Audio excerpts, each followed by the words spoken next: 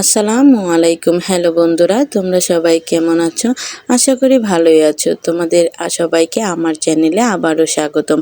আজকে তোমাদের সাথে শেয়ার করব ব্রয়লার মুরগি দিয়ে ছোলার ডাল বা বুটের ডাল। ব্রয়লার মুরগি খেতে খেতে অনেক সময় অনেক বিরক্ত লাগে, এভাবে রান্না করলে অন্যরকম একটা স্বাদ লাগে। এই যে আমি নিয়ে নিয়েছি ছোলার ডাল। এই ছোলার ডাল আমি কিছুক্ষণ ভিজিয়ে রাখবো। ভিজিয়ে রাখলে ফুলে ওঠে। এখন আমি এগুলা সিদ্ধ করে নিয়েছি। এই যে আমার সিদ্ধ করা হয়ে গেছে। আমি টিভি দিয়ে একটা গলি দিয়ে দেখিয়ে দিলাম। এভাবে সিদ্ধ করে নিতে হবে। ব্রয়লার মুরগির হচ্ছে পা, কলিজা, চামড়া এগুলো অনেকেই খেতে চায় না। তবে এই ছোলার ডাল বা বুটের ডাল দিয়ে রান্না করলে এগুলো খেতে অনেক ভালো লাগে। পরোটা কিংবা পোলার সাথে বা রুটির সাথে এগুলো খেতে অন্যরকমই লাগে। তো বন্ধুরা, আমার এই রেসিপিটা যদি তোমাদের ভালো লেগে থাকে তাহলে অবশ্যই লাইক করবে, কমেন্ট করবে এবং সাবস্ক্রাইব করে আমার পাশে থাকবে। আমি কড়াইতে দিয়ে দিলাম পরিমাণ মতো তেল, দিয়ে দেব 2-3 টুকরা দারুচিনি এবং 3টে এলাচ দিয়ে দিলাম। এগুলো হচ্ছে ফ্লেভারটা অনেক ভালো আসে। 3টে তেজপাতা দিয়ে দিলাম। একটু ভালো করে ভেজে নেব যাতে ফ্লেভারটা ভালো আসে।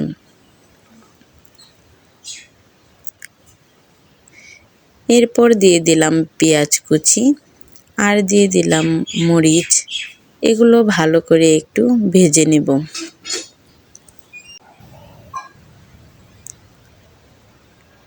বেরেস্তা কালার আসার আগ পর্যন্ত ভেজে নিচ্ছি। তো এগুলো আমার ভাজা হয়ে গেছে। এখন আমি এখানে দিয়ে দিব সামান্য পরিমাণ পানি।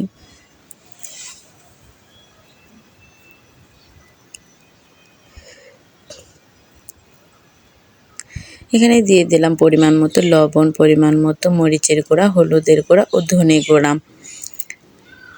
তারপর দিয়ে দিব পরিমাণ মতো রসুন বাটা, পরিমাণ মতো আদা বাটা এবং পরিমাণ মতো জিরা বাটা। এগুলো দিয়ে আমি ভালো করে মশলাটা কষিয়ে নেব।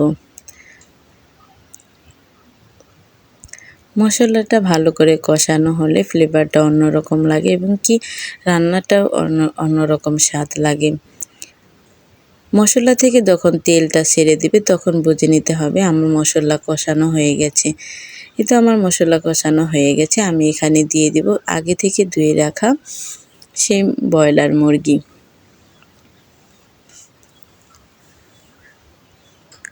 এগুলো মশলা দিয়ে ভালো করে মিক্সড করে নেব।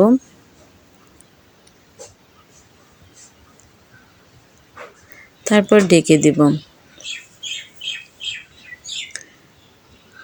কিছুক্ষণ পর আমি ঢাকনা খুলে এইভাবে আমি নাড়াচাড়া করে নিব।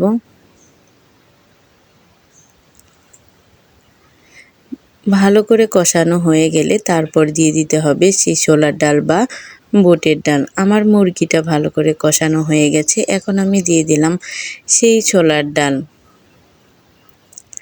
আমার মনে হয়েছিল পরিমাণটা একটু বেশি হয়ে গেছে, তাই অল্প রেখে দিয়েছিলাম। তারপরে মনে হলো না, ঠিকই আছে, পরে আমি বাকিটুকু দিয়ে দিলাম। এখন আমি এটা ভালো করে নেড়ে চেড়ে আবার ঢেকে দিব। আবার কিছুক্ষণ জাল দিয়ে এটা কষিয়ে নিব যাতে ছোলার ডালের মধ্যে মশলাটা ঢুকে যায়। ঢাকনা তুলে আমার কিছুক্ষণ নাড়াচাড়া করতে হবে, তা না হলে নিচে লেগে যাবে। কিন্তু আমি ঢাকনা খুলে যে নেড়ে চেড়ে দিচ্ছি, কালারটা অন্যরকম আসছে, তোমরা দেখতেই পাচ্ছ। এইভাবে আমি একটু ভালো করে কষিয়ে নেব।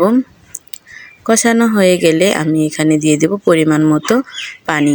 বেশি পানি অ্যাড না করলেও চলবে, যেহেতু আমার সবগুলো কষিয়ে নেওয়া হয়ে গেছে। এই তো আমার তরকারিটা জাল প্রায় বলক উঠে গেছে আমার, এবং কি আমি কিছুক্ষণ জাল দিয়ে ঝোলটা শুকিয়ে নেব। এই তো দেখতেই পাচ্ছে ঝোলটা অনেকটাই কমে গেছে, এবং কি আর কিছুক্ষণ পর জাল দিয়ে আমি এটা নামিয়ে নিব। দেখো কত সুন্দর কালার এসেছে। এই তো আমার হয়ে গেছে। আমি এখন একটু পরিবেশন করে নিব। কালারটা অনেক সুন্দর যেমন আসে, খেতেও তেমন অনেক ভালো হয়েছে। তো বন্ধুরা, তোমরা এইভাবে একটু রান্না করে ট্রাই করে নিতে পারো। তো বন্ধুরা, আমার ভিডিওটা যদি তোমাদের ভালো লেগে থাকে তাহলে অবশ্যই আমার পাশে থাকবে। আমি সবার পাশে থাকি এবং কি সবার ভিডিওতে আমি লাইক, কমেন্ট এবং কি সাবস্ক্রাইব করে পাশে থাকি। তোমরাও আমার পাশে থেকো বন্ধুরা। তোমাদের একটা লাইক আমাকে অনেক অনুপ্রেরণা দেয়। খোদা হাফেজ।